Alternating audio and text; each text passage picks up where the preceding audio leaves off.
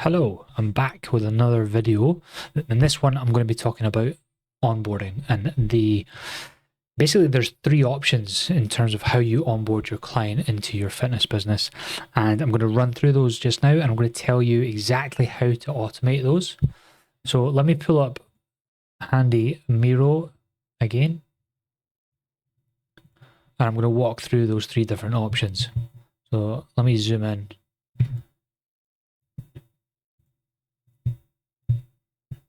All right, so you've got a key on the left-hand side, and I'm going to link to this document as well so that you can always view this. And essentially, onboarding option one, I like to call check your email, right? This is where we onboard them through a series of emails. Now, this is probably the old way of doing things. This is how a lot of coaches start out automating their onboarding, and there's nothing wrong with it. It absolutely works. However, there's a couple more options that I'm going to walk through, but let's just tell you what's going on here. So essentially, we take payment, right? However you're processing your payment, we want to automatically onboard them, and we also want to do a few things behind the scenes. So we take payment, we update our CRM, so we want to tag them with client paid and tag them as a current client so that we're always keeping track of these things and we're able to do other sorts of automations behind the scenes. And of course, we're updating the CRM of your choice and how you're kind of using that as well. Instantly, they'll get a welcome email. And I've kind of given you an idea as to what to include in that welcome email. So we're going to probably 9 times out of 10, we're going to link to a consultation form, a PARQ form, something like that, so that we can get the information we need to start building the client's program. You may also send over a promise agreement, a contract, and want to kind of link to them. So that's also an option. But what I like to do is I like to make sure in that first email, we are only focusing on the number one thing that they have to do, and that is their consultation form. If we don't get their consultation form very quickly, then it delays the amount of time that you have. It delays them being onboarded, right? It delays you being able to create the program. So I always start off with getting that information as quickly as possible. Okay. So what happens when they complete the consultation form? Well, we tag them in our system, consult form complete, update CRM. And then what we're also doing is we're adding them to a check-in reminder automation sequence so that they're going to receive ongoing automated email reminders about their check-ins once a week, right? And then if you're using a coaching app or anything like that, then we can add them automatically to a coaching app depending on which one you use, right? Email number 2. Thanks for completing your consultation form. That's the title of the email.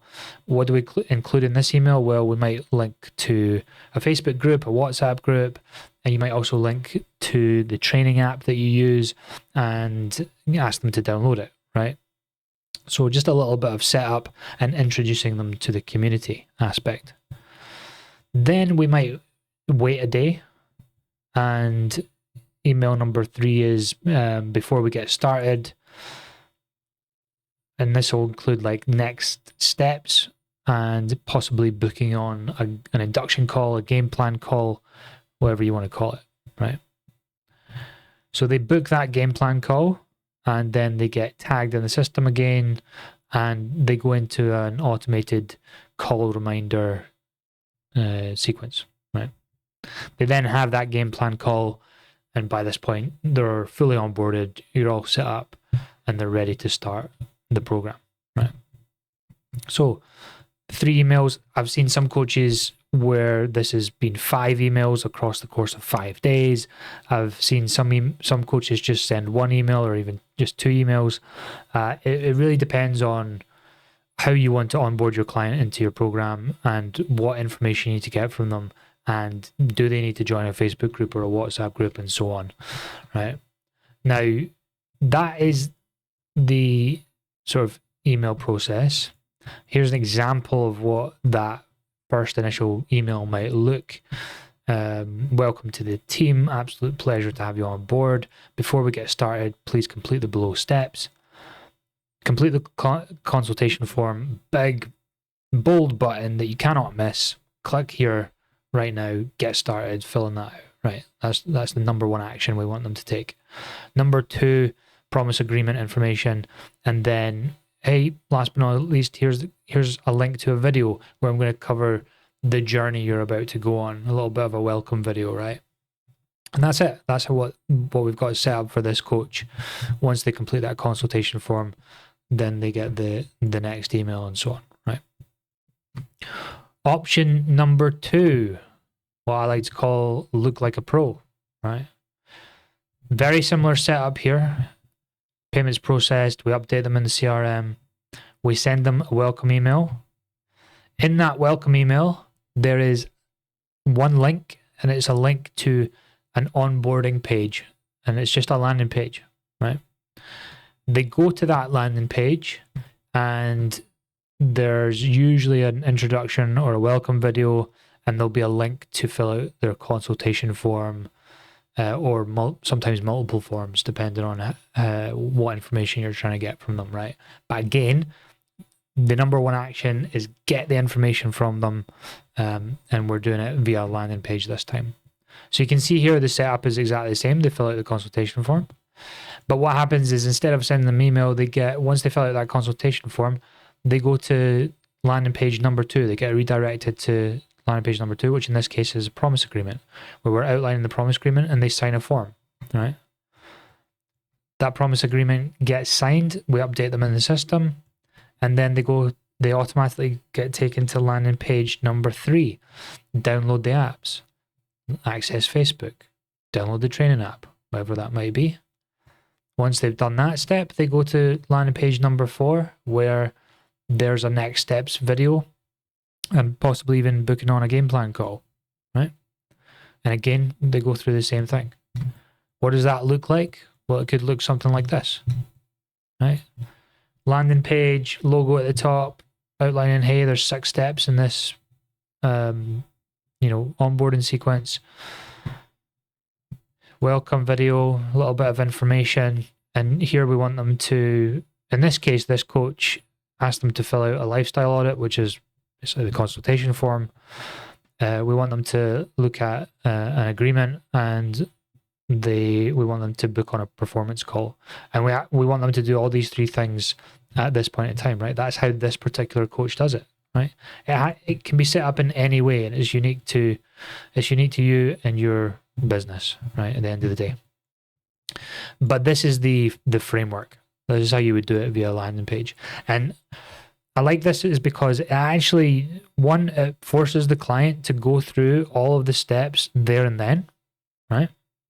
They can always go back to it. They can always click on the link in the email and go back to the landing page and start going through it. But it also looks quite professional, and emails aren't going to get lost in their inbox and so on, right? So you maybe spend less time chasing a client up for stuff, right? Option number 3. This is for all those that have members labs, okay?